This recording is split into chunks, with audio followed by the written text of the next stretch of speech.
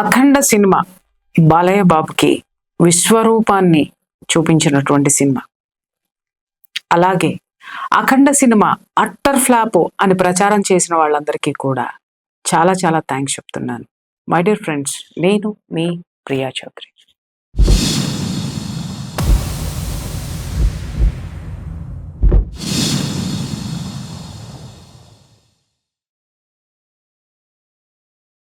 అఖండ cinema నిజంగానే flop అయిందా?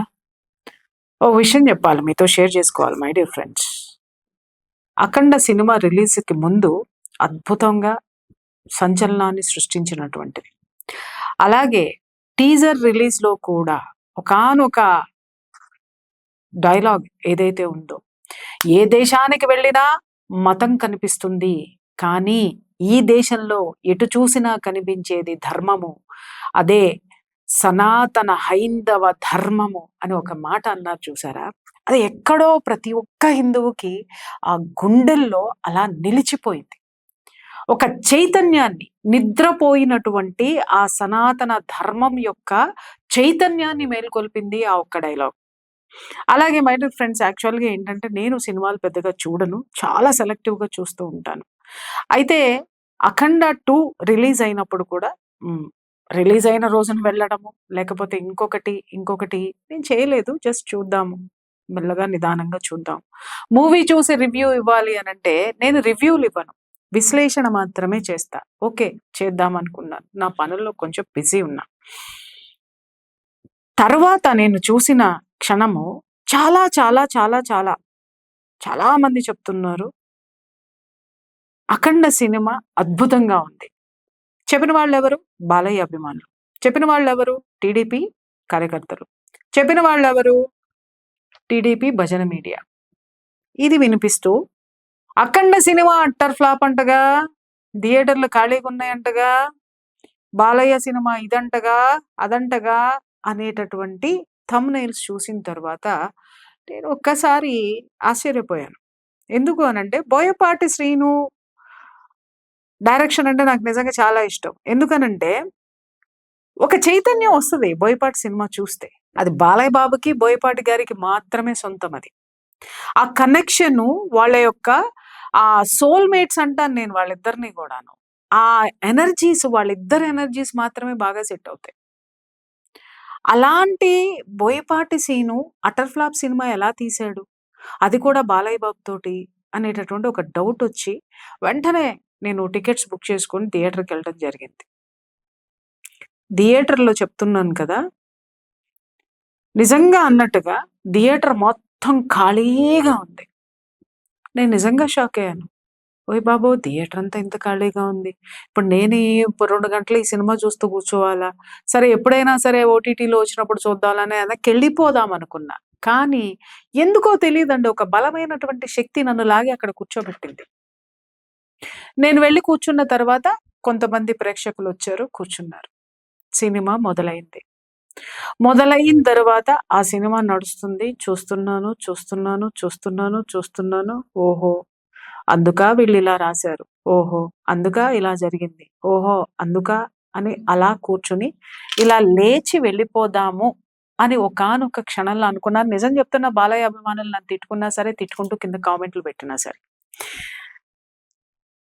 ఇలా లేచిపోదాము అని అనుకొని లేచి థియేటర్లో నుంచి బయటకు వద్దాము అనుకునేటటువంటి మూమెంట్లో సినిమా నచ్చక కాదు సుమి, సినిమా అక్కడ బాలయ్య బాబు, బోయపాటి శ్రీను గారి కాంబినేషన్ అనేటటువంటి దాని మీద, ఎక్స్పెక్టేషన్స్ అనేటటువంటి దాని మీద నాకు అక్కడ ఎందుకో ఒక ఇది అనిపించింది అనమాట.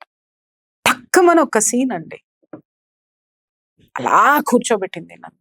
అది ఏంటి అనంటే, బాలకృష్ణ గారి తల్లి చనిపోతుంది. చనిపోయిన తరువాత అంటే అప్పటికే కొద్దిగా ఆ సినిమా నాకు కనెక్ట్ అవుతూ వస్తా ఉంది. కొంత భాగం నడిచిన తర్వాత ఒక ఇంటర్వెల్ వరకు అలా కూర్చొని ఉంటే, ఇంటర్వెల్ తర్వాత నాకు కొద్దిగా సినిమాకి నేను కనెక్ట్ అవుతున్నాను. ఎందుకు కనెక్ట్ అవుతున్నాను అనంటే, ఆ అఖండ క్యారెక్టర్‌లో ఉన్నటువంటి బాలకృష్ణలో నాకు కనిపించినటువంటి ఒక సనాతన ధర్మాన్ని కాపాడేటటువంటి ఒక సైనికుడు, శివగణము ఏదైతే ఉందో ఆ సైనికుడు కనిపించాడు నాకు. నేను అలా కనెక్ట్ అయ్యి చూస్తూ ఉన్నాను. బాలయ్య బాబు నోటి నుంచి వచ్చే ప్రతి మాట సనాతన గుండెల్లో ఇలా తూటాల్లాగా దూసుకుపోయి అది అలా నిలిచిపోయి ఉంది. ఇలా టచ్ చేసుకుంటూ వెళ్తూ ఉందన్నమాట. అలా చూస్తున్నాను మెల్లమెల్లగా ఒక్క సీన్ వచ్చిందండి. నిజంగా నాకు ఐ వాస్ మెస్మరైజ్. బాలకృష్ణ గారి దాంట్లో అఖండ క్యారెక్టర్‌లో ఉన్నటువంటి తల్లి చనిపోవటం అనేటటువంటిది జరుగుతది.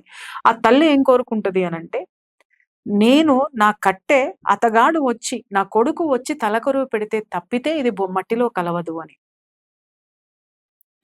ఆ మట్టిలో కలవదు అని అనేసరికి ఈ బాలకృష్ణ ఈ అఖండ క్యారెక్టర్ ఎక్కడో ఒక లడఖ్‌లో, హిమాలయ పర్వతాల్లో, కైలాస పర్వతాల్లో, బద్రీనాథ్ కొండల్లో కొట్లాడుతూ ఉంటుంది.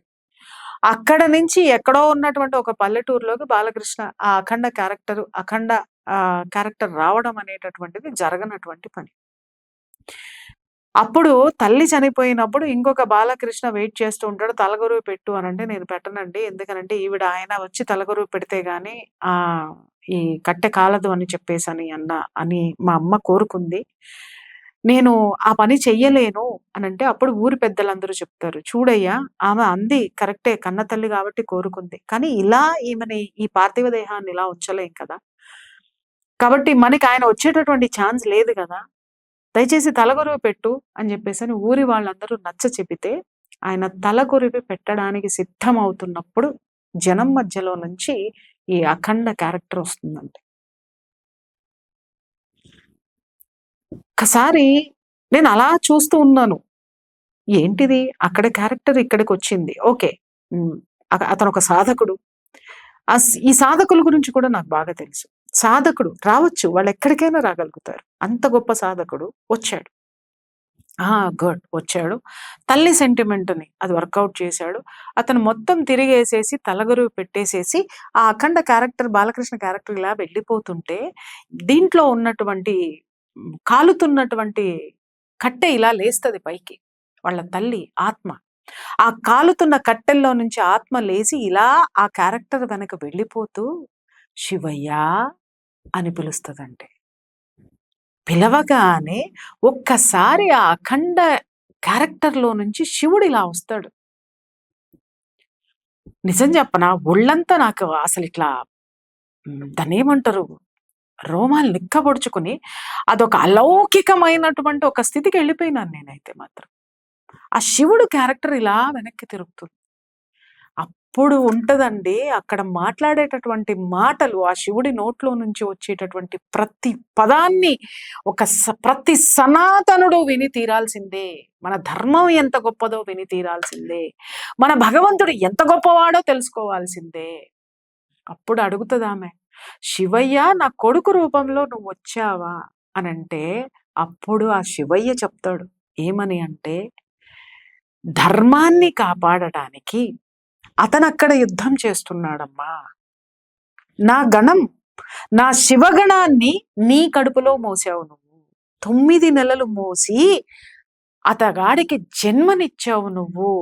అతను నా పని చేస్తూ దేశాన్ని, ధర్మాన్ని కాపాడుతున్నాడు. అతని పని ఏదైతే ఉందో ఇక్కడ, అతని కర్తవ్యం తల్లికి తలకొరువు పెట్టాలనేటటువంటి కర్తవ్యం ఏదైతే ఉందో అది నేను తీసుకున్నాను.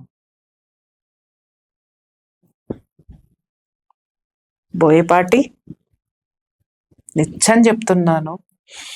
ఆ ఒక్క సీను ఈరోజు సనాతన ధర్మం కోసం చాలా మంది పిల్లలు కొట్లాడి అలసిపోయిన వాళ్ళున్నారు.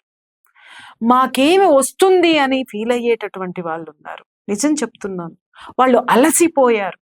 కొంతమంది స్వార్థపరులు మాత్రమే ముందుకెళ్తున్నారు అని బాధపడేటటువంటి నా సనాతన సైనికులు, నా బిడ్డలు ఎవరైతే ఉన్నారో చూడండయ్యా ఈ సినిమా.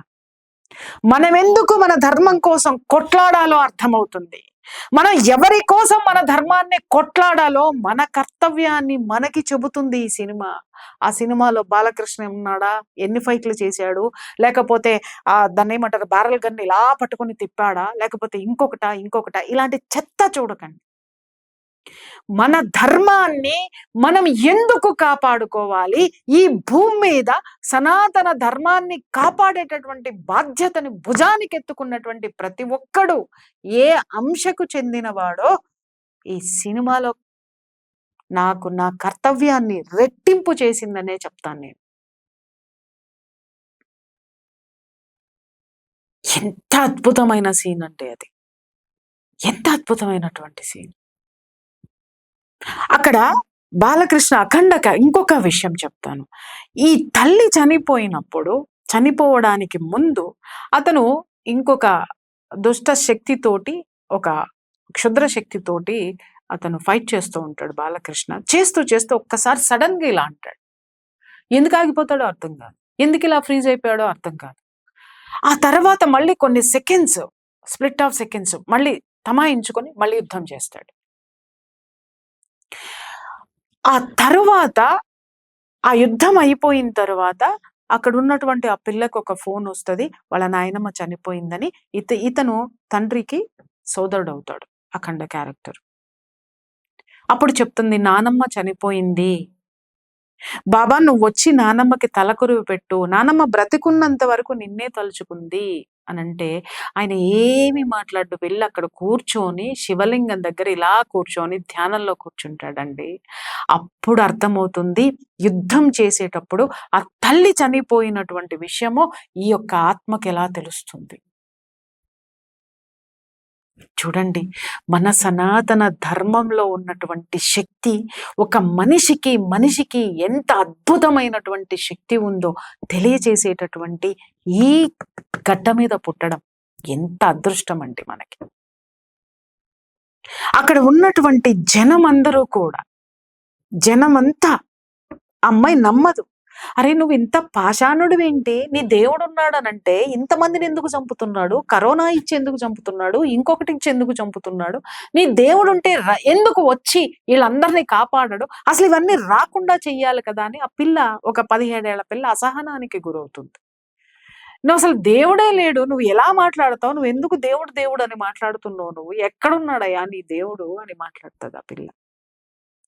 ఆ పిల్ల మాట్లాడిన తరువాత ఆయన ధ్యానంలో కూర్చుంటాడు, ఏమీ మాట్లాడు. కొద్దిసేపటికి ఆ పిల్లకి ఫోన్ వస్తుంది, అతను ఎదురుగుండా నా పిల్ల అలికి కొంచెం దూరం వెళ్ళిపోయి కూర్చుంటది. ఇతను ఏం మాట్లాడు, ధ్యానంలో ఉంటాడు. ఆ పిల్లకు ఒక ఫోన్ వస్తుంది, అమ్మా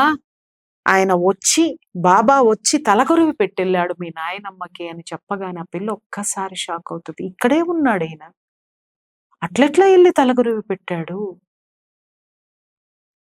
అంటే దైవం యొక్క పనిని మనం భుజాలకెత్తుకుంటే మన పనిని దైవం నెరవేరుస్తాడండి. దైవం ఏ కర్తవ్యాన్ని అయితే గుర్తు చేయడానికి, ఏ కర్తవ్యాన్ని చేయడానికి మనల్ని ఈ భూమి మీదకి పంపించాడో దానిని మనం చేస్తే, కృష్ణ పరమాత్మ అదే చెప్తాడు, పనిని నువ్వు చెయ్యవయ్యా, నీ కర్తవ్యం నువ్వు నిర్వహించు, ఫలితం నాకు వదిలే అంటాడు. భగవద్గీత చదివామా మనం ఎవరమైనా? చదివితే ఈ రోజు ఇన్ని మత మార్పిళ్ళు ఉండవు. చదివితే ఇవాళ ఇంత నీచమైనటువంటి గొంతుకలు సనాతన ధర్మం గురించి ఇంత అసహ్యంగా మాట్లాడడం అనేది ఎవ్వరికి అవకాశం మనం ఇచ్చేవాళ్ళం కాదు. ఎంత అద్భుతం అంటే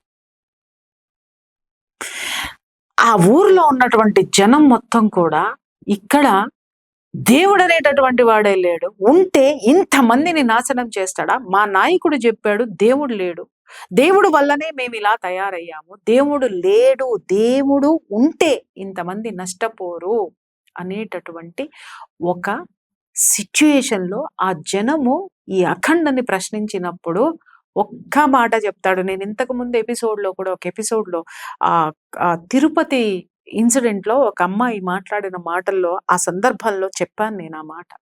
ఆయన చెప్తాడు, భగవంతుడు మనకి ఇంత కఠినమైనటువంటి పరీక్షలు పెడుతున్నాడు అనంటే ఏ రోజైనా నువ్వు ధర్మాన్ని అనుసరించావా? నీకు ఈ రోజు తినడానికి ఉండి కొంచెం మిగిలితే అది పక్కవాడికి పెట్టాలని ఎప్పుడైనా ఆలోచించావా? నీ ధర్మం గురించి, నీ ఆడబిడ్డల గురించి ఎవడో ఏదో వాగుతుంటే, ఎవడో వాగాడని నా బిడ్డని కాదు కదా అని నోరు మూసుకొని నీ ధర్మాన్ని ఖండించాల్సిన నీ ధర్మాన్ని నోరు మూసుకొని కూర్చున్నావే. కానీ నీ దగ్గరకు వస్తే మాత్రం దేవుడు పరిగెత్తుకు రావాలి. నీ పక్కన ఉన్న వాడికి అన్యాయం జరిగితే నువ్వు మాత్రం రావు. కానీ దేవుడు మాత్రం వచ్చేయాలి. ఈ విషయాన్ని ఈ సినిమా స్పష్టం చేస్తుంది. నువ్వు ఏం ధర్మాన్ని నిర్వర్తించావని భగవంతుడు నీ కోసం పరిగెట్టుకుని రావాలి. భగవంతుడు ఇచ్చినటువంటి ఆ యొక్క స్కెడ్యూల్ ఇది ధర్మం. ఆ స్కెడ్యూల్ ని నువ్వు నిర్వర్తించావా లేదా, అప్పుడు మాత్రమే దైవం ఇక్కడికి వస్తుంది. 12 సంవత్సరాలకు ఒకసారి పుష్కరాల్లో మునిగితేను, 150 సంవత్సరాలకు ఒకసారి వచ్చే మహాకుంభమేళాల్లో ఒక్కసారి మునిగితేనో నువ్వు ప్రక్షాళన అయిపోవు. నీ పాపం పోదు. నీ ధర్మాన్ని నువ్వు అనుసరిస్తూ ఉన్నప్పుడే ఇవన్నీ నీకు యాడ్ ఆన్ అవుతాయి. ఎంత చక్కటి సందేశం ఆ సినిమాలో ఉందో. అరే, సినిమాలో ఏముందని పక్కన పెట్టండి అయ్యా. ప్రతి ఒక్క సనాతనుడు చూడాల్సినటువంటి సినిమా, వాడి యొక్క కర్తవ్యం ఏమిటో తెలుసుకోవాల్సిన సినిమా. ఇంకా ఇంకా చెప్తున్నాను కదా, ప్రతి ఒక్క హిందువుకి కూడా నేను చెప్తున్నాను, ప్రతి ఒక్క కట్టర్ హిందువు అని చెప్పుకునేవాడికి కూడా నేను చెప్తున్నాను. అలాగే అలసిపోయినటువంటి సైనికులకి, హిందూ సైనికులకు కూడా నేను చెప్తున్నాను. స్వార్థపరులు ఈ హిందుత్వాన్ని అడ్డం పెట్టుకొని ముందుకు వెళుతూ మమ్మల్ని అణగదొక్కేస్తున్నారు అని భీతి పడేటటువంటి ప్రతి సైనికుడు, హిందూ సైనికుడు చూడవలసిన సినిమా. ఈ సినిమా ఒక్కసారి చూడండి అయ్యా, మన కర్తవ్యం ఏంటో మనకు అర్థమవుతుంది. మనం ఏం చెయ్యాలో మనకు అర్థమవుతుంది. మనం ఎలా ముందుకు పోవాలో అర్థమవుతుంది. ఒక్కొక్క మాట ఇలా గుండెల్లో దింపేశాడు బోయపాటి. అఖండ క్యారెక్టర్లో కొన్ని విషయాల్లో నిజంగా బాలకృష్ణని చూస్తే, బాలయ్య మా పెద్ద ఆయన్ని గుర్తు చేసినావు నువ్వు. ఎందుకంటే ఆయనతోటి, నందమూరి తారక రామారావు గారితోటి నాకు అనుబంధం ఉంది. అద్భుతం. ఆ మహాత్ముడు, మహానుభావుణ్ణి కొన్ని సీన్లలో నేను ఇలా చూసా. కళ్ళలో నీళ్ళు ఆగలేదు నాకు. ఇన్ని సంవత్సరాల తర్వాత నాకు ఆయన ఎదురుగుండా నిలబడిన ఫీలింగ్ వచ్చింది. ఎంతటి గొప్ప సినిమా అండి ఇది. దయచేసి సినిమాలో ఫైటింగ్లు ఏంటి, సినిమాలో ఇదేంటి, సినిమాలో అదేంటి, అది కాదు. దయచేసి చూడండి. అక్కడ మన శక్తి ఎంత గొప్పదో చూడండి, మన కర్మభూమి ఎంత గొప్పదో చూడండి, మన నేలలో ఎన్ని అద్భుతాలు ఉన్నాయో చూడండి, మన నేలను ఆక్రమించడానికి దుష్ట శక్తులు ఎంత పడిగాపులు కాస్తున్నాయో చూడండి. ఎలా తిప్పి కొట్టాలో అర్థమవుతుంది. ప్రతి ఒక్క సనాతని ఈ సినిమా చూడండి. నేను బాలకృష్ణ ఫ్యాన్ కాదు, లేకపోతే బాలకృష్ణ పలానా కులము, లేకపోతే బోయపాటి పలానా. దయచేసి ఇంకా మనం అలా ఆలోచిస్తే మాత్రం మనం హిందూ అయితే కాదండి. నిజంగా చెప్తున్నా. మై డియర్ ఫ్రెండ్స్, చూడండి. సినిమా థియేటర్లోనే చూడండి. ఇక్కడ నేను పెయిడ్ ప్రమోషన్ చేయట్లా. అంత కర్మ నాకు పట్ల. నేను ఇక్కడ ఏదైతే నమ్ముతానో అదే ఇక్కడి నుంచి బయటకు వస్తుంది. సినిమా ఫ్లాప్ అయిందని చెప్పబట్టే నేను వెళ్ళి సినిమా చూశానండి. ఎందుకంటే నాకు బోయపాటి మీద అంత నమ్మకము, అలాగే బోయపాటి తోటి చేసేటటువంటి సినిమా, బాలయ్య చేసే సినిమా మీద, బాలయ్య మీద నాకు అంత నమ్మకం. ఇది ఎందుకు ఫ్లాప్ అయ్యింది, అవ్వడానికి వీల్లేదని చూసేసరికి ఆ సినిమా రిలీజ్ అవ్వడానికి వచ్చినటువంటి ఆ యొక్క డిస్టర్బెన్సెస్ ఏదైతే ఉందో అది 50% ఒక నెగిటివ్ టాక్ని తీసుకొని వెళ్తే, ఒక ఎనర్జీని బ్రేక్ చేస్తే, ఆ తర్వాత కొంతమంది పనిగట్టుకుని మరి ఈ సినిమా గురించి పెయిడ్ ప్రమోషన్లతోటి అట్టర్ ఫ్లాప్ అని ప్రచారం చేయడం అనేటటువంటిది ఈ సినిమాకి ఏర్పడినటువంటి నష్టము. అంతేకాకుండా చూడనటువంటి ప్రతి సనాతనుడికి కూడా నష్టమనే మాట్లాడతాను నేను. నిజంగా నువ్వు కట్టర్ హిందువు అయితే, నిజంగా నువ్వు ధర్మం కోసం పోరాడేవాడివైతే నీ కర్తవ్యం మరింత రెట్టింపు అవుతుంది.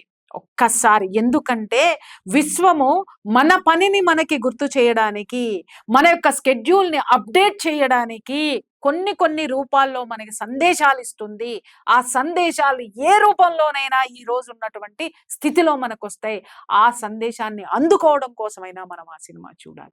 ప్రతి ఒక్కళ్ళు దయచేసి చూడండి సినిమా. ఆ తర్వాత మాట్లాడండి. భారత్ మాతాకి జై.